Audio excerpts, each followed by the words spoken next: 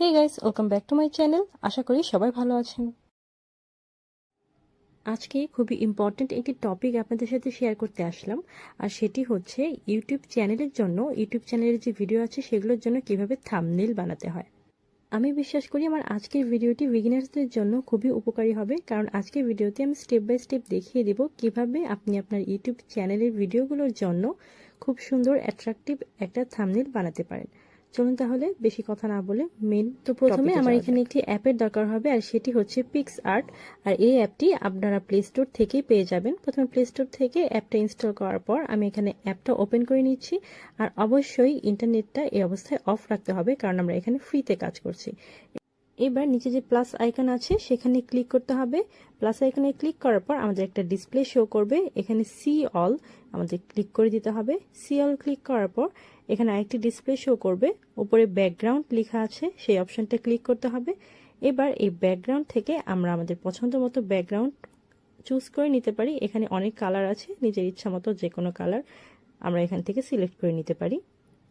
আপনারা যেমনটা স্ক্রিনে দেখতে পাচ্ছেন, আমি এখান থেকে আমার পছন্দ মতো একটা কালার সিলেক্ট করে নিচ্ছি।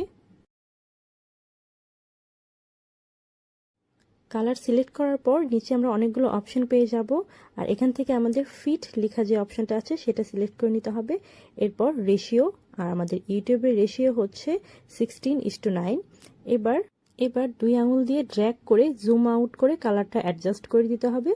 এবার উপরে যে টিক আইকনটা দেখাচ্ছে সেটা ক্লিক করে দিতে হবে, তাহলে কালার সিলেক্ট করা হয়ে গেল। এবার হচ্ছে ভিডিওর মেইন আকর্ষণ, থাম্বনেইলের জন্য ফটো অ্যাড করা। তো আমি এখান থেকে অ্যাড ফটো যে অপশনটা আছে সেটা সিলেক্ট করে নিচ্ছি।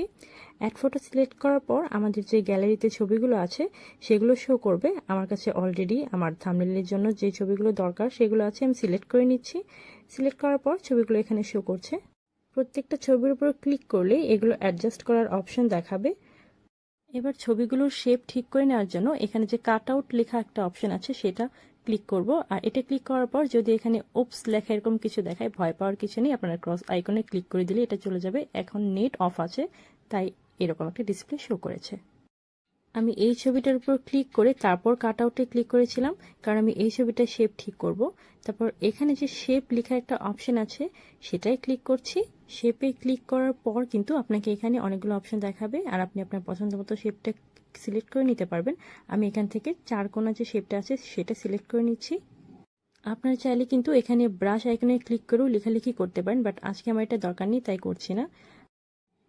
চারকোনা শেপটা সিলেক্ট করার পর এখানে রেড মার্ক চলে এসেছে। এবার আমার যতটুকু অংশ দরকার আমি ততটুকু সিলেক্ট করে নিচ্ছি। এরপর উপর যে টিক মার্ক দেওয়া আছে সেখানে ক্লিক করলেই ছবিটা আমার থাম্বনেইলে চলে যাবে। এরপর এটাকে আঙুল দিয়ে ড্র্যাগ করে খুব সুন্দর করে অ্যাডজাস্ট করে নিতে পারবো আমার যেখানটাই দরকার। এবার আমার মনে হচ্ছে নিচে যে ছবিটা আছে সেটাকে একটু ক্রপ করা দরকার, তাই এখান থেকে ক্রপ যে অপশনটা আছে সেটা সিলেক্ট করছি।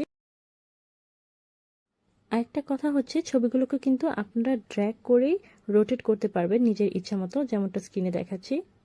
এবার ছবি থেকে আমার যতটুকু অংশ দরকার নেই ততটুকু কেটে বাদ দিয়ে দিচ্ছি। অবশ্যই এভাবে সিলেক্ট করার পর টিক মার্কে ক্লিক করতে হবে। এবার আমি আগের মতোই কাট আউট অপশন সিলেক্ট করে এই ছবিটাকে শেপ দিয়ে দিচ্ছি।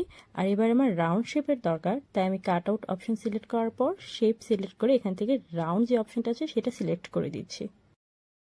শেপ সিলেক্ট করার পর অবশ্যই টিক মার্কে ক্লিক করতে হবে। একইভাবে আমি আরেকটা ছবিকেও শেপ দিয়ে নিচ্ছি, আর নিজের পছন্দ মতো জায়গায় এগুলোকে অ্যাডজাস্ট করে নিচ্ছি, মানে যেভাবে এগুলো অ্যাডজাস্ট করলে দেখতে সুন্দর লাগে। এবার থাম্বনেইলে যদি কিছু লেখালেখি করতে হয় সেজন্য আমরা এখান থেকে টেক্সট অপশনটি সিলেক্ট করে নিচ্ছি, আর এখান থেকে নিজের ইচ্ছা মতো থাম্বনেইলে যেটা লিখতে চাই সেটা লিখে নিচ্ছি। লেখা শেষ করে টিক মার্কে ক্লিক করলে এটা থাম্বনেইলে চলে আসবে। এবার এটাকে আঙুল দিয়ে ড্র্যাগ করে অ্যাডজাস্ট করে নিতে হবে, মানে যে জায়গায় এটা বসানো দরকার বসিয়ে দিতে হবে। এরপর আমরা নিচে অনেকগুলো অপশন পেয়ে গেছি, ফন্ট, কালার, স্ট্রোক এইসবের। এখান থেকে আমরা এগুলো সিলেক্ট করে লেখাটাকে সুন্দর করতে পারি। কালারের কারণে দেখতে পাচ্ছেন লেখাটার কালার চেঞ্জ হচ্ছে, আর স্ট্রোকের কারণে এই লেখাগুলোর চার সাইডে বর্ডারের মতো তৈরি হবে। আর এখান থেকে আপনারা আপনাদের পছন্দ মতো কালারের বর্ডার করে নিতে পারেন। আর ফন্টের ব্যাপারে তো সবাই জানেন, এটার ফন্টটা আপনারা চেঞ্জ করে নিতে পারবেন, মানে লেখার ধরনটা, লেখাটা দেখতে এক এক সময় এক এক রকম হবে। আর এখানে যে হাইলাইট আর স্পেসিং লেখা অপশন আছে এটা ক্লিক করতে যাবে না, এটা শুধুমাত্র অনলাইন থাকা অবস্থাতেই করা যাবে, আর ওটার জন্য আমাদের পে করতে হবে। যেহেতু আমরা ফ্রিতে পুরোটা করছি তাই যেগুলো নেট অন রেখে করতে হয় সেগুলো করতে যাবেন না। এখানে আপনারা দেখতে পাচ্ছেন আমি এখানে ছবি আর লেখা সবকিছু কাজ শেষ করার পর একটা ফিনিশিং টাচ দিয়ে নিচ্ছি, মানে লেখাটা একটু চেঞ্জ করে নিচ্ছি অ্যান্ড ছবিগুলো একটু অ্যাডজাস্ট করে নিচ্ছি, মানে থাম্বনেলটা যাতে দেখতে সুন্দর হয় নিজের সুবিধা মতো এটা আবার ঠিক করে নেওয়া যাবে।